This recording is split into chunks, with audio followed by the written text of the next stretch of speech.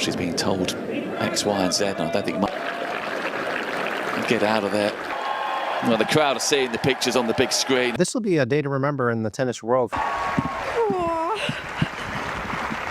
You know, if I was to lose to anyone, it would definitely be you. And if you're doing that, the risks are often not as great as they seem to be.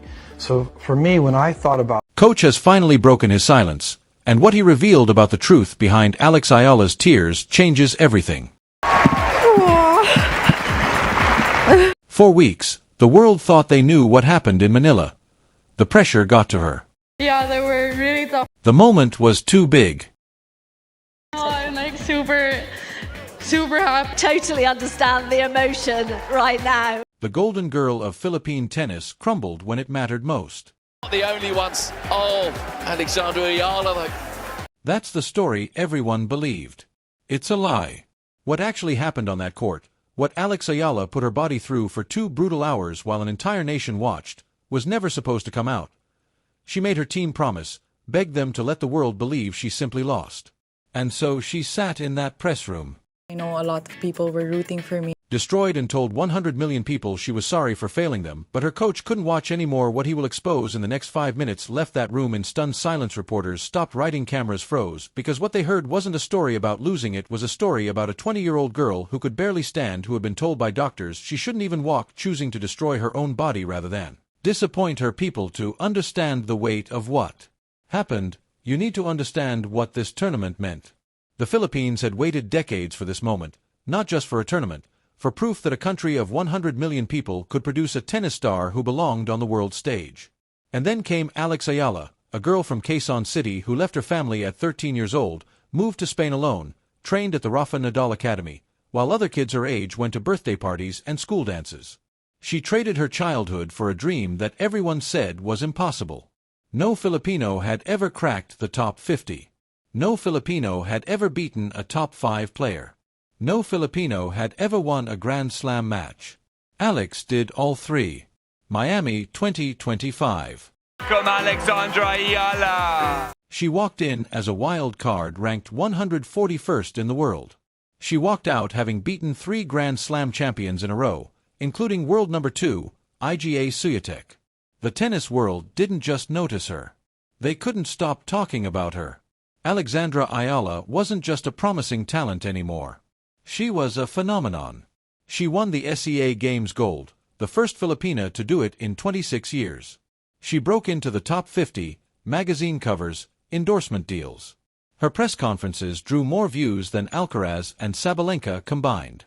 And when the WTA announced the Philippine Women's Open, the first professional women's tennis tournament ever held in the country, there was only one story the nation wanted to see: Alex Eala lifting the trophy on home soil. Tickets vanished in minutes. The Rizal Memorial Tennis Center transformed into a tennis cathedral. Drums, flags, banners stretching across entire sections. Families who had never watched tennis in their lives bought tickets just to witness history. This wasn't a tournament anymore. This was a coronation. The prodigal daughter had returned, and an entire country expected her to claim her throne. The weight on her shoulders was immense, but pressure wasn't what would bring Alex Eala down. 3 days before the quarterfinals, something happened in practice that would change everything. A routine drill, a sudden pivot, and then loss of video footage, only close-up of Eala's face showing instant pain. Alex Eala had just torn the ligaments in her ankle. Not a twist, not a sprain. A grade 2 ligament tear, the kind of injury that ends tournaments, ends seasons, the kind that puts professional athletes on crutches for weeks. Doctors examined her immediately. The diagnosis was devastating. The ankle had already begun swelling. Within hours, it would double in size. The pain would be unbearable, like shards of glass grinding against bone with every step. Their recommendation was unanimous: withdraw immediately, do not play. Her team agreed, her family begged her, everyone who loved her said the same thing: pull out now. Protect your body. There will be other tournaments. Alex refused. Her people were waiting. They had bought tickets, they had traveled from provinces across the country. Little girls had made signs with her name. Families had saved for months just to watch her play. She would not abandon them. If she had to crawl onto that court, she would play. For the next 72 hours, Alex Eala lived in the physio room. 6 hours a day of treatment just to reduce the swelling enough to fit her foot into a tennis shoe, ice, compression, elevation, pain management that bordered on desperate, and then the injections. Needles driven directly into the damaged tissue so she could walk without collapsing. Nobody outside her inner circle knew. Not the tournament, not the media, not the fans counting down the hours until her quarterfinal match. Alex Eala was going to war with a broken body, and she was determined to fight alone. Standing across the net would be Camila Osorio. The Colombian wasn't in Manila for vacation. She was a former top 35 player, a proven winner on the WTA Tour, the kind of opponent who turns every match into a physical war, grinding baseline rallies, suffocating defense, and an iron will that never cracks. Osorio had beaten top 20 players. She had competed on Grand Slam stages, she knew exactly how to exploit weakness, and she was about to face an opponent who could barely walk. If Osorio sensed even a hint of vulnerability, she would attack without mercy. That's what elite competitors do. They find the wound and press on it until their opponent breaks. Alex knew this, her team knew this, everyone in that locker room understood what was coming. But there was no turning back. The roar that greeted Alexandra Eala when she stepped onto that court was unlike anything Philippine tennis had ever witnessed. Thousands of voices screaming her name, drums shaking the foundations of the stadium, an ocean of red, white, and blue flags rippling through the stands. Every seat filled, every eye fixed on the girl who carried their dreams. They had no idea what she was hiding. From the opening game, something was wrong. The explosive first step that defines her game, gone. The whipping forehand that had destroyed Swiatek in Miami, hesitant, uncertain. She was moving, but she wasn't flying. The sharpness had vanished. Osorio noticed immediately. The Colombian began her assault. A drop shot to the forehand, a deep ball to the backhand, side to side, corner to corner, forcing Alex to move. Forcing her to plant that foot again and again and again. Every pivot was agony, every sprint was torture, every time she pushed off that ankle the pain ripped through her like fire, but she never stopped. The first set slipped away 6-2. Osorio, her face between changeovers, told a real story that wasn't frustration, that wasn't disappointment in her game, that was a human being fighting through pain that would put most people on the floor. Her team sat in the player box, helpless. They knew what she was enduring, they knew she shouldn't be out there, but they also knew nothing in the world would make her quit. The second set became something else entirely. A war of pure will. Down a set against a superior opponent, playing on essentially one leg. Alex Eala did what champions do.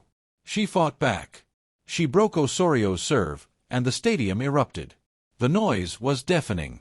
3 games, all. The impossible suddenly felt within reach. For one beautiful, agonizing moment, it looked like willpower might be enough. And then came the moment that ended everything. 4 games, all. Osorio drops another short ball. Alex sprints forward, the way she's done 1,000 times, plants her foot to change direction, and freezes. Her face contorts. The pain is visible from the top row. Something inside that ankle has given way. Something has finally broken. She loses the point, loses the game, loses the next game. She saves match points, because of course she does, but her body has nothing left to give. 6-4. 6-4. It's over. At the net, Osorio held her hand for a long time. She had seen the limp. She knew something was wrong. Later, she would call Alex crazy for even stepping on the court. She would call her a great competitor who would be a champion for years to come. But in that moment, none of it mattered. The golden girl of Philippine tennis walked off that court with her head bowed. The crowd sat in stunned silence, not angry, just confused, heartbroken. This wasn't how the story was supposed to end, and the worst part was still coming. 30 minutes later, Alexandra Eala walked into the press room. She wore her national team jacket. The makeup team had tried their best, but nothing could hide the swelling around her eyes. The redness, the exhaustion carved into every inch of her face. She sat down, adjusted the microphone, took a breath, and then she broke. The words came out in fragments. Shattered. Sentences between sobs. She said she let them down. Her fans, her family, her country. She said she wanted to give them something to celebrate. She said she tried with everything she had. The losses along with the wins, I think that would really touch me. But on this day, it wasn't enough. She never mentioned the ankle, never mentioned the tear, never mentioned the injections or the sleepless nights or the doctors who had begged her not to play. She took every ounce of flame and pulled it into herself. And the vultures descended. Within minutes, social media became a firing squad. Critics who had never held a racket called her mentally weak. Fans who had been chanting her name an hour earlier now tore her apart. The story wrote itself. Alex Eala couldn't handle the moment. She saw all of it, she read all of it, and she said nothing. Because that's exactly what she wanted them to believe. But someone in that room had finally reached his limit. Her coach stood at the back of the room, watching his player destroy herself in front of the world. He had promised her, sworn to her that he would keep the secret, that he would let her control the story, even if the story crucified her. But watching her sit there, watching a 20-year-old girl apologize to an entire nation for a match she had no business playing, broke something inside him. As Alex was led out of the room, he made his decision. He stepped forward, grabbed the microphone, and his voice cut through the silence. "Sit down. Nobody's leaving. You want a story? I'll give you the real one." The journalists who had been packing up froze. Laptops reopened, cameras swung around, the room went dead silent. "I just watched that girl apologize to her country. I watched her say she failed. I watched her take all the blame." He paused, his jaw tightened. "What she didn't tell you, what she made us swear never to reveal, is that she shouldn't have been walking today, let alone playing professional tennis." He told them everything. The practice injury 3 days before the match, the grade 2 ligament tear, the MRI scans showing catastrophic damage, the ankle swollen to twice its normal size, the 6 hours of daily treatment just to fit into a shoe. He told them about the doctors begging her to withdraw, the family pleading with her to stop, the team trying everything to convince her that no tournament was worth permanent damage to her body. Then he held up his phone. A photo of Alex's ankle taken hours before the match. Black and blue, grotesquely swollen, wrapped in tape so thick it looked like a cast. Medical professionals who saw the image later said, playing on that ankle wasn't just inadvisable, it was reckless. The risk of turning a grade 2 tear into a complete rupture, career-ending damage, was massive. "You want to know what she said when we told her to withdraw?" His voice cracked. "She said her people were out there. They had bought tickets. They were waiting for her. She said she would not quit on them. She said if she had to crawl onto that court, she would play. She took pain injections just to walk out of the tunnel. Then she played 2 hours of professional tennis against a world-class opponent on one leg." He slammed his hand on the table. "She didn't lose because she's weak. She lost because her body physically couldn't go any further. But her spirit never broke. Not for 1 second." The room was completely silent. Reporters who had been ready to write Eala chokes headlines just stared at him. That girl who just apologized to the Philippines. That wasn't weakness. That was the most selfless act I've ever witnessed in my entire career. She would rather be called a failure than make a single excuse. She would rather protect this tournament, protect the sponsors, protect everyone around her than tell the truth about what she was going through. He pointed toward the door Alex had walked through minutes earlier. "That is not a failure. That is the toughest athlete I have ever coached in my life. Watch the match again now. Knowing what really happened. That's not a player having an off day. That's an athlete performing the impossible on a destroyed ankle. Every ball she reached was a miracle. Every point she won was a triumph against her own body. Those weren't mistakes. The fact that she was even standing on that court, making those shots, competing at that level, that's extraordinary. She was fighting a world-class opponent with one functioning leg. That scoreline, 6-4, 6-4 against a former top 35 player while playing through a grade 2 ligament tear.